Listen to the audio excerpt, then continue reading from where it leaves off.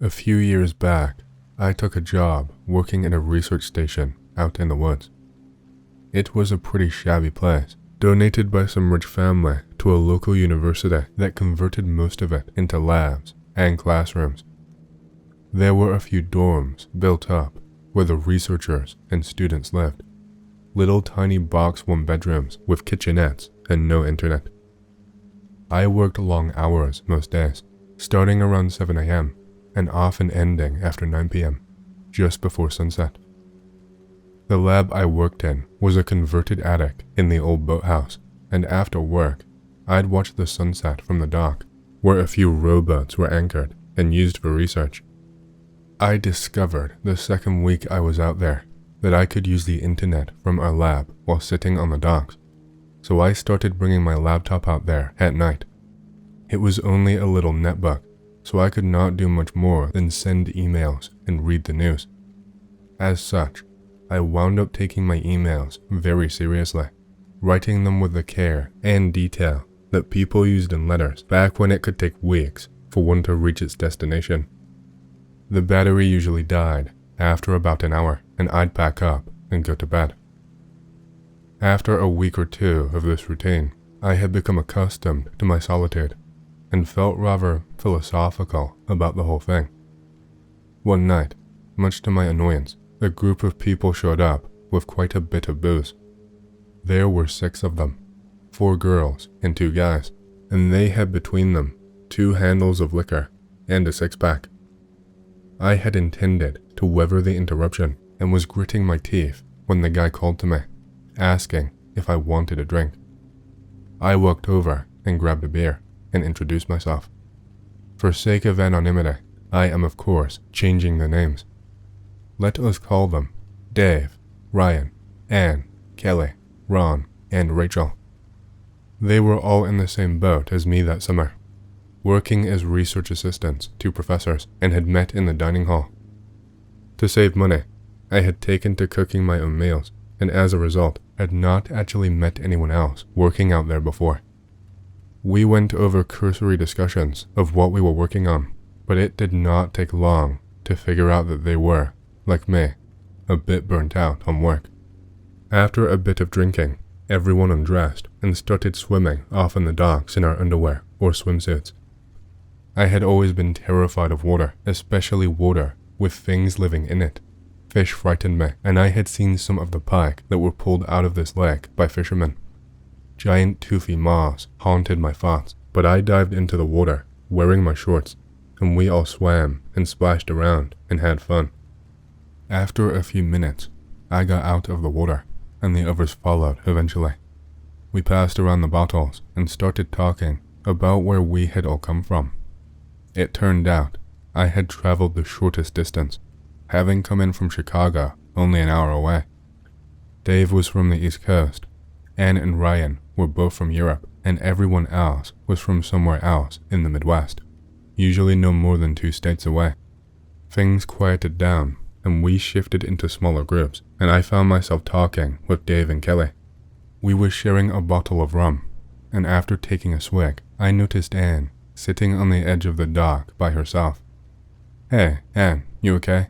I called out, wondering if she was getting sick from drinking. "What are you talking about, dude?" Ryan called, with a fake American accent.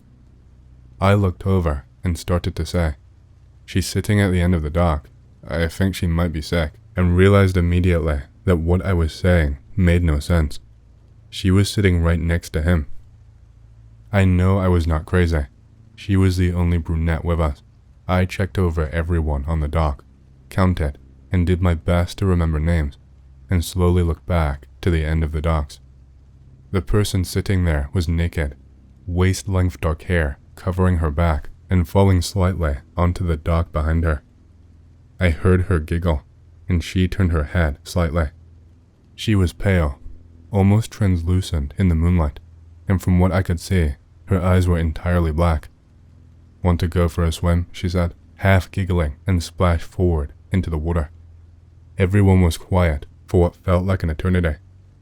I listened intently to see if I could hear whoever it was resurface, but I never did. A good 15 minutes passed, and I started backing away from the water. No one said anything. We just got out of there and went our respective ways. Ryan wound up going back to Anne's room with her, and Dave went back with Kelly. I decided to comfort what was left of our booze. I did not talk about that night with anyone for some years, but the next evening, as I was leaving for work, I saw something written on the second floor door, the one that led down to the docks.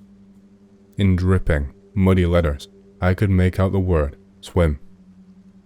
We all kept hanging out that summer, but we stuck to the woods and fields from then on. I hated working late in that boathouse and made sure it was always locked when I was in there. Near the end of my time out there, I started working even later, not going to bed until midnight or later, and the days got shorter. I'd hear giggling coming from down below and would always chalk it up as younger kids that I had not met, swimming off at the docks. A few nights, I would find muddy footprints leading from the water up to the second floor door, right up to the windows. I never opened that door and kept the blinds down whenever I was in there. Dave contacted me about 2 months back. He still lived on the East Coast. I had never mentioned the words on the door to him, but what he told me sent chills down my spine. Say, of all of us, Dave never seemed to think anything had actually happened that night. I'll post his story in a little bit. Dave had always been an avid surfer, chased storms up and down the East Coast. There was a little stretch that was his own though, his beach. He worked there on and off at a little restaurant, waiting tables. He'd go in early in the morning and catch some waves, changing in the restrooms before work. One morning, he came back from surfing and let himself into the building to get ready for his morning shift. He found a trail of muddy footprints and water leading from the kitchen into the men's room and back into the kitchen. He went back into the kitchen and found that the back door had been left open and assumed some kid had come in and used the bathroom. He shrugged and went to change. As he walked out of the stall, he noticed something smudged on the mirror. Swim? He did not know what I had seen back then and was not able to connect it to what happened to us that night. I feel bad about this, but I don't know that it would have made any difference.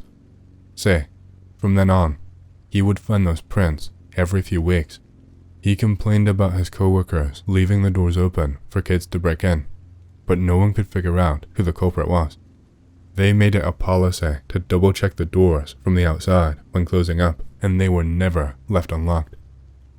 Then one morning, as he was coming back in from the surf, he saw someone sitting on the beach. She was completely naked, and long black hair was covering her front. He could not see much of her from the distance, but he assumed that it was going to be his lucky day. He smiled and wiped his hair back and waved to her as he approached. She smiled back at him. He started to say hey, but as he got closer, he noticed something was weird about her. Her smile was incredibly wide, and her eyes were completely black. His steps faltered, and he stopped in the surf a few feet away. Her grin kept growing, and her mouth opened wide, revealing thin, shark-like teeth. He dropped his board and bolted down the surf away from her. She kept grinning and dove into the water and disappeared beneath the waves. He ran up the beach as fast as he could, putting as much distance between him and the water as possible. When he got to work, he changed and pretended like nothing had happened, trying to ignore what he had just seen. He had been incredibly paranoid after that and avoided going out onto the beach. Every girl with long dark hair was a potential threat, and he was constantly on edge. He had a freak out one day and grabbed a girl who he saw giggling a few feet from him, facing towards the water. I guess he yelled at her quite a bit. "Leave me alone, what do you want?" etc., etc. He wound up getting put on probation for assault and was not allowed to leave the state. I'm not going to say what state it was, but it was a small one, and you were never very far from the coast. He lived less than a mile away from the water, worked less than 100 yards from it, and spent the majority of his time able to see straight out into the ocean, and that's about all he did for nearly a year. Just stared out at the water. He had taken to falling asleep sitting up in a chair, facing out of his front window, looking at the water every night, trying to make sure nothing was coming for him. He awoke to giggling around 4 a.m. About a month before he called me, he saw a girl standing not 100 feet away from his front porch, facing the water. Her long black hair hung down past her waist. He jumped out of his chair and grabbed a bat he kept near him at all times and stormed out of his front door, screaming at her. She kept giggling and started walking towards the water. He tried to catch up with her, but every time he sped up, she seemed to do the same. By the time they were only a handful of yards away from the water, he was in a dead sprint after her, his bat raised threateningly. She stopped, her feet catching the spray from the waves that ventured furthest on shore, and turned to face him. "Swim," she said, grinning. He stopped so suddenly he nearly fell over, using his bat to hold himself upright. There she was, standing right in front of him with that horrible, grinning mouth. But behind her, he could make out other silhouettes, half a dozen, if not more, out in the surf. The moon shone down on them, revealing thin, naked bodies draped in long, black hair. A light from a car driving behind them flashed across the scene, revealing hundreds of thin, shark-like teeth between them, lined up like soldiers behind their inhuman grins. He screamed and raised his bat to defend himself as they slowly made their way up the surf towards him.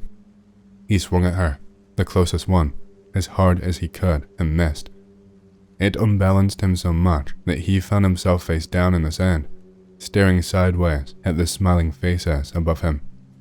She began to kneel down next to him and reached her arm towards him. Her fingers ended in long, sharp nails, not claws, but as though they were human and were filed into points an inch or so past the tip of the fingers. She brushed them across his face, drawing thin lines of blood on his cheek, and kept smiling. He came to not long after, laying on his back in the sand. There were 2 police officers standing over him, and I guess when he woke up, he started kicking and flailing at them. They got him to calm down eventually after holding his back to the sand for a few minutes, making sure their badges were illuminated out there at the edge of the water. They told him one of the property owners had just come home and heard screaming coming from the beach and called them. They found him laying there, blood dripping from 3 long cuts on his cheek, completely non-responsive. They assumed he was drunk or high, yelling at manatees or whales or something. I guess when they showed up, there was a lot of splashing coming from the water. It had stopped by the time he was coherent. Anyway, he had mainly called to ask me if he could crash at my place. I had moved further from the Great Lakes and was several hours away from any large bodies of water. He skipped out on his probation and had started driving west, away from the ocean. We had always kept in touch on Facebook, not talking very often, but commenting on each other's statuses when they were something we could relate to. I guess from there, he learned about my move, and when he was a few hours away, decided to give me a call. I wasn't home that week, but he got me on my cell. I was heading back to Michigan to go spend some time in the UP at my friend's cabin. It was a get-together of old high school friends. His call scared the shit out of me, and I told him where I kept my spare key. I was going to let him stay there while I was gone for as long as he wanted. If anyone found out, he broke in while I was away. I wish it ended here, but unfortunately, the worst had not happened to either of us. Had mostly stayed in touch with Dave and Ron. Occasionally, I would hear something about Kelly from Dave. No one really kept up with Anne and Ryan, them being so far away and all that. I guess Ron had tried to keep in touch with Rachel after that summer, but she stopped responding to texts by the end of the fall. After hearing from Dave, I decided to check in on everyone that I could, aka I looked them up on Facebook or Googled them. Ron was off in some tropical country and had just posted a bunch of amazing photos of rainforest frogs and insects. Kelly was still in her hometown, working at a university there as a lab tech. Rachel, it seems, was missing, presumed dead. Rachel was from Wisconsin and lived in a small town along the coast of Lake Michigan.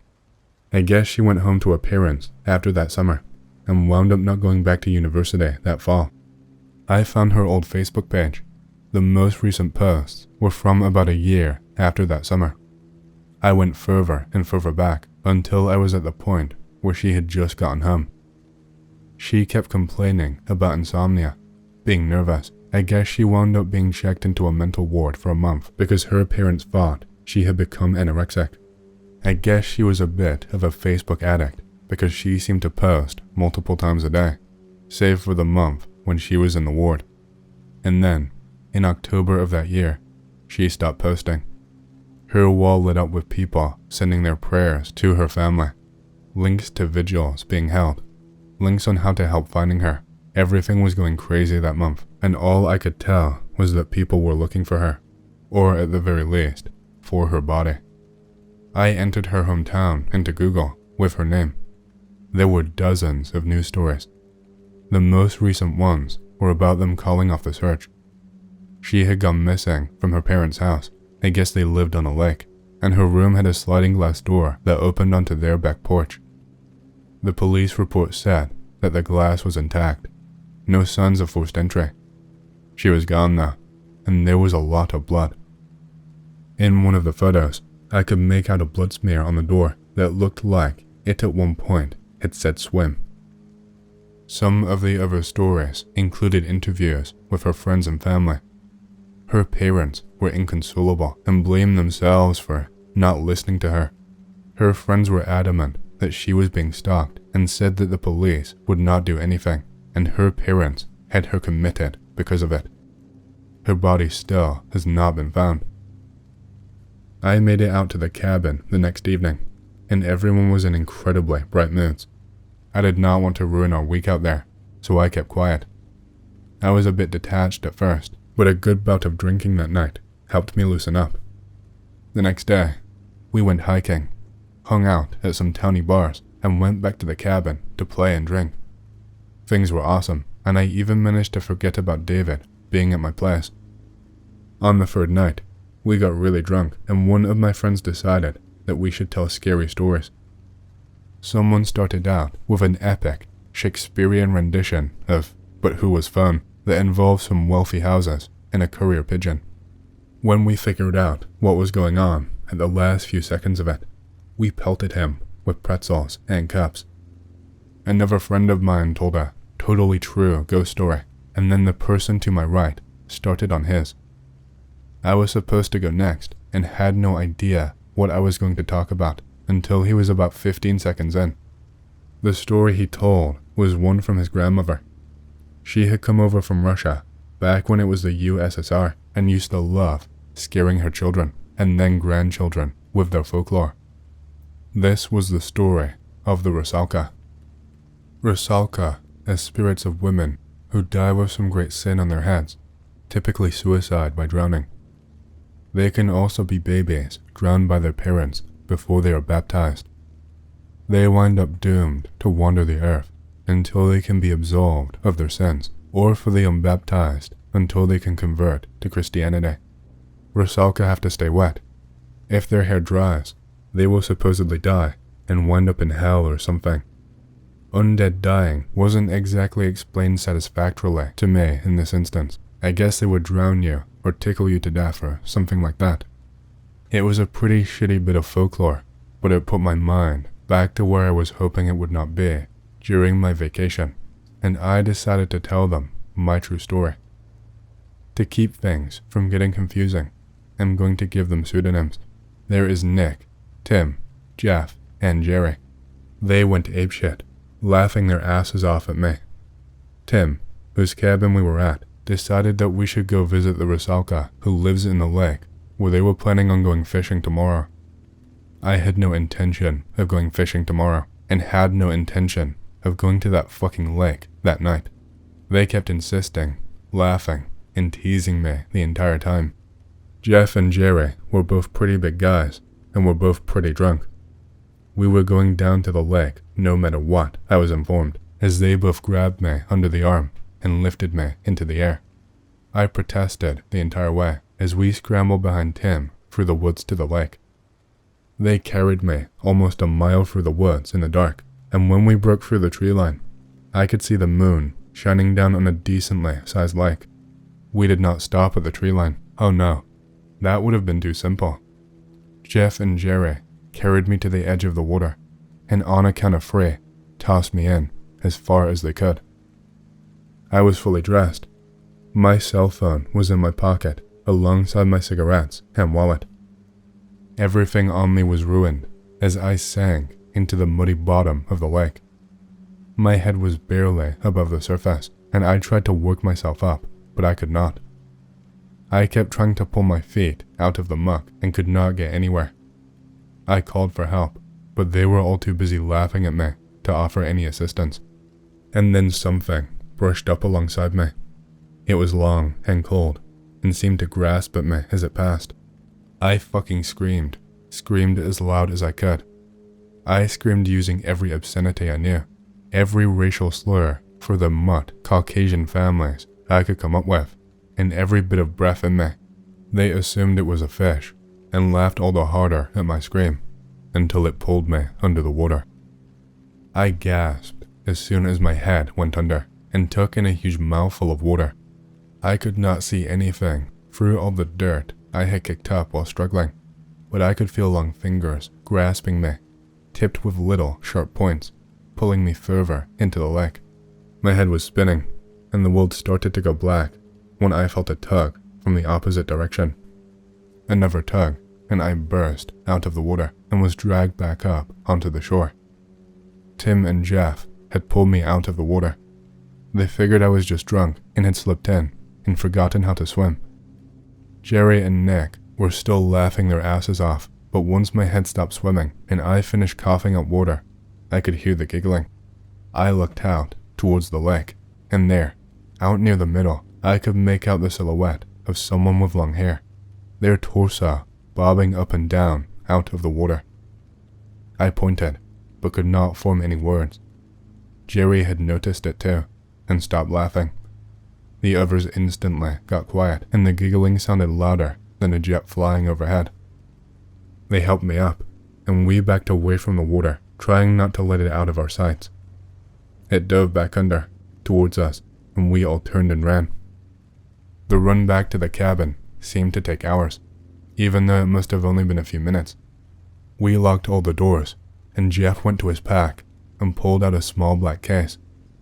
He entered a combination on it, opened it, and took out his handgun. None of us knew he had brought it, but we really did not care at that point. After everyone regained their cool a little bit, Tim asked me about my leg. I had been completely oblivious to it, but my jeans were ripped to shreds down at the ankle, and blood was seeping out around the tears. Jeff handed me a pocket knife, and I cut away the bottom of the leg and wrapped it up in gauze. No one said anything for a long while, but we each grabbed a beer at some point and started drinking in silence. I woke up to Nick yelling at Jeff to get up. Something was outside. I woke up and immediately turned to Nick, who was standing by a large window facing the woods. We had all nodded off in the living room, sitting wherever we were the night before. The sun was rising, and I could hear birds off in the distance. And, of course, there on the window was that word again: swim. Jeff was staring intently at the window, his gun held in both hands. Nick was pointing towards the woods, yelling, kill it, over and over again. I could not see anything. None of us could.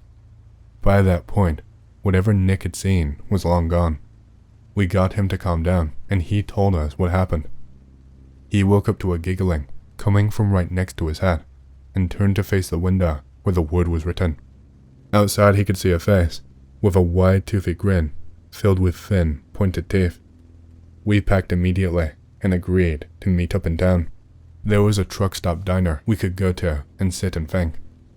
We went out to our cars and stopped. The tires were flat. Every single one had been slashed several times. I started to freak out. All of us did. There was not any phone signal out there, and the nearby cabins were empty for all but a few weeks each year.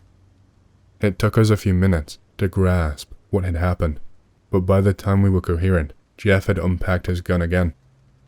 We loaded what we could into backpacks. I was the only one with a proper backpacking pack and had brought all of my stuff in it. I had space to spare though, so I emptied my spare clothes and we loaded anything that might be irreplaceable inside it. I hefted it onto my back and we started out down the road. Jeff had moved his pistol into a jacket pocket, accessible but hidden. I was pretty sure this involved at least one felony where we were, but it was not a point I cared to bring up. We were a few miles from a nearby highway and even more miles still from the nearest town. All told, we walked for nearly 10 hours without stopping for food or water. I could do little more than hobble on my right leg, and it made everyone pissed off. I blamed them for throwing me in the water. They wanted to blame me for being so slow. We were in terrible shape by the time we reached a little diner and went inside to eat. We sat there without talking, gulping down as much water as we could between bites of food. Tim finally checked his cell phone and informed us that he had a signal. We were at the diner for over 5 hours waiting for a tow truck. By the time it showed up, the sun was setting, and none of us wanted to go back out there. The driver refused to navigate by himself as the roads were twisted and unmarked for much of the drive. Jeff volunteered to go with him as long as Tim came to help navigate. They went back and forth, bringing our vehicles into town. Jeff and Jerry drove together, but the rest of us were on our own on the way up. After the third car, they came to check in on us and to let us know they were almost done snagging our cars and to suggest we check into a motel where he would drop Jeff and Tim off when they were finished. We begrudgingly walked to the motel and asked for one room for 5 people. The clerk looked at me inquisitively and told me that they enforced quiet hours, and if we were allowed after 11 p.m., he was going to call the police. I shrugged and accepted the key from him, and we walked down to where it was. It was a little over an hour before Tim and Jeff got back, the previous trips having taken about a quarter of the time. We were getting antsy, and when they finally did return, it did nothing to help alleviate our tension. They got there on the last trip and immediately thought something was off. There were no crickets chirping, no birds singing, no noises at all. The forest was dead as far as they could tell. Jeff wearily got out of the car and kept watch on the trees while the tow truck driver went to work hitching up the last car. When the driver finished hitching up the car, they started to hear it, a soft, melodic singing. They all heard it, but they all swore it was coming from different directions. The singing was coming from all around them, interrupted here and there by soft giggling. The driver nervously walked back towards his truck, and Jeff drew his pistol. Tim had never gotten out of the car and was now screaming for them to get back inside. The driver got in, but as Jeff made his way back to the passenger side, he noticed something. There was a trail of water leading up to the car, and a pool was forming beneath it. Jeff yelled at Tim to open the door wider, and he stood as far back from the truck as he could, aiming at the ground below it. Tim was near hysterical, and it took him a few seconds to swing the door open. Jeff prepared to make a running jump for the door, hoping to avoid anything beneath it. He lowered his gun, and from right behind him, he heard someone giggle. He took off as fast as he could and leaped into the side door of the car. He face-planted in the driver's lap and yelled, "Move, move, move," as loud as he could. Tim struggled to close the door, and as they were driving out, it slammed into something. Tim got the door closed, and Jeff managed to right himself in his seat. The driver had stopped after the impact, and Jeff readied his pistol and looked back out the window. The gun bucked rapidly, far too quickly for Jeff to have been taking aim with each shot, and the wheels spun beneath them as the driver panicked and tried to floor it. The singing had stopped entirely and had been replaced by a loud cackling as they drove out of there as fast as they could. The car they were towing, however, wasn't having any of their speeding. It careened off the road behind them and got stuck in a ditch, still hooked to them. The cackling died down and again was replaced by singing. They sat there, quiet and unmoving for what felt like hours. No one wanted to get out. Everyone was terrified of what was around them. Jeff noticed a stinging pain in his back and reached his arm around to investigate. His fingers came back, wet with blood, and the calm was broken. Tim started freaking out, babbling about how they had to get out of there. The driver was yelling at them for getting him involved in this shit. The inside of the car was chaotic, and the singing turned back into laughter, rising in volume with their shouting. They were so focused on arguing with each other that no one was watching around the car. When they heard a scratching on the side of the door, time seemed to stop. The driver and Tim seized up and stopped talking. Jeff opened fire wildly at the passenger door. The cackling got louder. He fired his gun until his gun clicked empty and started swearing under his breath and fumbling in his pockets for more ammo. The creature on the side of the car stood up and smiled. There were a few holes in its upper chest that leaked a dark blue liquid, very slowly. It looked like congealed blood, but had no hint of red color to it. It reached its arms towards the car door, and they suddenly realized it was unlocked. As the handle clicked open, the driver threw open the glove box and pulled out a revolver and shot the thing over and over again. Gouts of blue liquid sprayed out of it, and it collapsed backwards. A wave of bravery swept over them, and Jeff reloaded his gun and pushed the door open. The driver stepped out of his side and rushed back to the car. He quickly unhooked the winch and darted back to his seat, yelling for Jeff to get back in. Jeff complied immediately. They closed their doors and took off as fast as they could, Jeff and Tim staring back behind them at the creature and the strange blue liquid leaking out of it on the road behind them. The driver refused to speak, and when they got to the motel, he stopped and stared straight ahead. They quietly got out of the truck, and he left down the road without looking back. They found their way to our room after asking the clerk about us and called us up and what had happened. It was my car that they left, and as I lived further than any of them, and in the opposite direction, I was pretty upset about it. No one wanted to drive that far out of their way. It had taken me 16 hours to get there. We argued for a while, and eventually I decided I was just going to have to get another car. There were a few cheap used car lots around us, and none of us had any interest in trying to recover my vehicle. None of us slept that night. How could we? We stayed up, staring at the doors and the windows, Jeff with his gun in his lap, and us with anything we could possibly use as weapons. After the lamps were taken, I had to settle for a toilet plunger to keep me safe.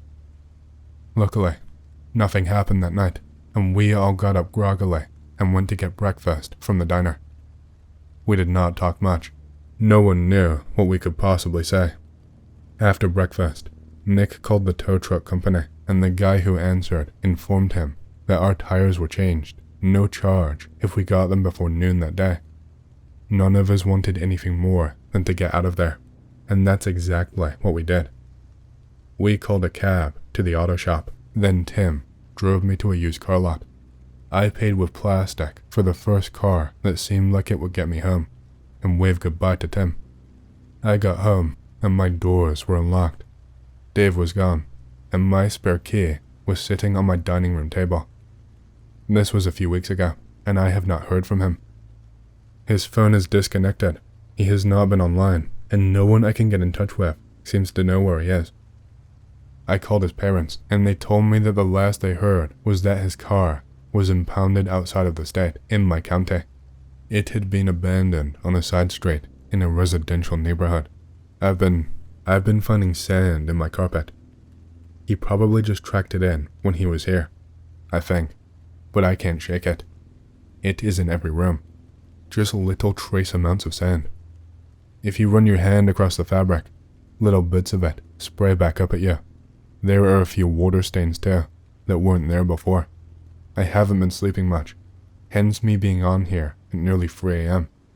I live near a highway, but I swear, I keep hearing noises at night over the sound of cars. Every now and then, just a distant giggling.